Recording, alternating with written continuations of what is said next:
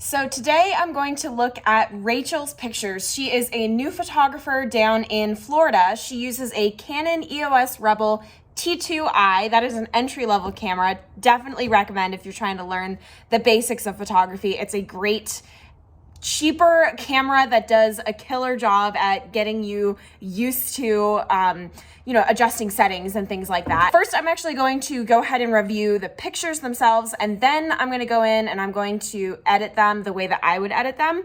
But I really want to say that anything I say, please take it with a grain of salt. Always challenge me. Every photographer is going to look at things differently. This is just my take on it. If you ask me to do this, a month from now or 6 months from now or a year from now, my answers may completely change and the things that I may say may completely change. So every photographer's on a journey. I'm still on mine, but I thought that maybe this might help some newer photographers get an idea of how another photographer may look at things. So taking this one, I know was a bit of a struggle because you were holding a horse, Rachel. However, I will say that your timing is pretty accurate here. Maybe a little bit late. I thought that this was an oxer, but it's actually just a vertical. For an oxer, yes, you want to wait until this point in the jump. But for a vertical, you want to shoot it just a little bit earlier. Barely too late. I mean, you could almost even say that this is correct. So very good job on that. I also don't mind that it's too zoomed out because I think that it's easier to fix something that's a little bit too zoomed out than it is to fix something that's too zoomed in. So between the two, I think that's good. I will say that your ISO was maybe a little bit high. I'm not entirely sure what it was. It looks like it was 640. So you maybe want to lower that just a tad. I think it's definitely bright enough. You could probably make it just a little bit dark. Personally, I like to shoot it just a little bit dark and then lighten it in post. Not severely, because then you're going to lose detail, of course, and color, but maybe a little bit darker would help the noise that's happening if you zoom in on this. But this one looks really good. Your settings look perfect. And sorry, I got a text. Your settings look perfect and you didn't blow out any highlights on here. I think that's fantastic. You can still see the shadows and the highlights, the delineations between the different parts of the white markings. That's fantastic. That's a huge pet peeve of mine that people sometimes overexpose the white markings. I very much dislike that. You did a great job not doing that here. What was your ISO here? Still 640. So the light was changing quite a bit. And that does happen. And then this one, again, I think your ISO could probably drop a little bit. But I do like the composition of this one. This one is a great composition. Some people like to center this quite a bit, and shoot it a little bit more like that. But I personally really like this kind of a shot. I feel like it's a little bit more artistic. It leaves some room for you if you want to add some text over here for a post or what have you. So, I do like that. This one, again, as we talked about, it's a little hard to fix something that maybe is a little bit too zoomed in. So for this, I would try to zoom out a little bit more, maybe not quite as much as this, but definitely enough to try to keep that whole body in there. Timing wise, you're very, very close. I actually think that's probably about as close as you're gonna get. I don't think this horse is the kind of horse that is gonna put his knees up at the same time over a jump like this. So I do like the angle on this shoot too, or on this shot too. I think the angle is great. Everything I just said goes for this too, except for timing wise. I think this one, I don't know that I'm a huge fan of landing shots. I find that when I do horse shows, people don't really buy them that much either. So I don't think they're super popular. If they do buy them, it's usually the upper level riders who are jumping the really high jumps, or eventers. Eventers really like those landing shots too. This one, I like the composition of this one. There's something really cool happening with how you're sort of low to the ground. That is something that I've been personally playing with. So really like what you're doing with that. And then settings wise, I think you nailed it on this. I think this is great. So overall, good job. I think you have a great eye. You're really starting to get the settings right and your composition's getting better. I can see it just with all of these. So, very, very good selection. You should be proud of yourself for sure. I'm going to go ahead and pick one of these. I think I'm going to go ahead and pick this one because this is something that there's a lot of things actually happening here that are very, very common.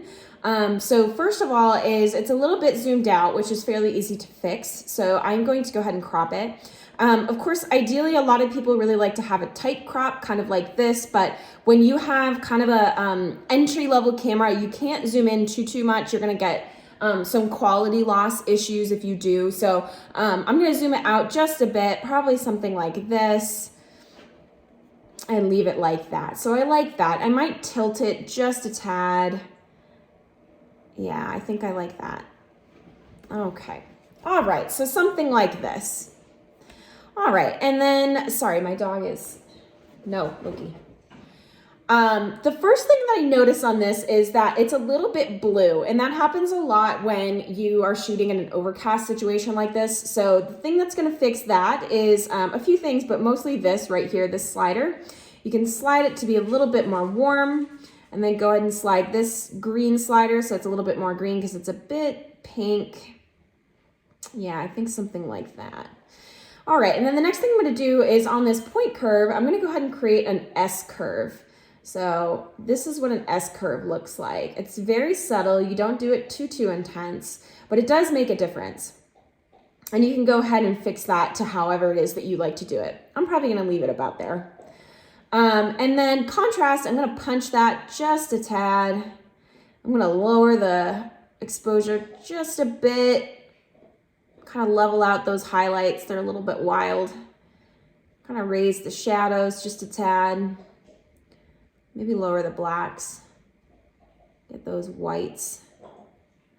Yeah, maybe something like that. I'm kind of liking where this is going. And I'm going to go down here and I'm going to look at the... let's go down. Yeah, let's go look at this optics section down here. So something that Lightroom does that's really cool is it will help you get rid of what's called this defringe slider will kind of help this chromatic aberration here. So if you click,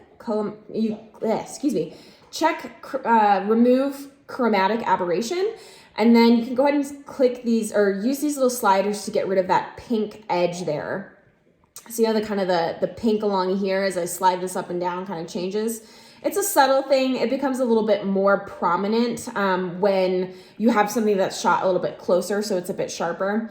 It's kind of a subtle thing, but I find it's fairly important.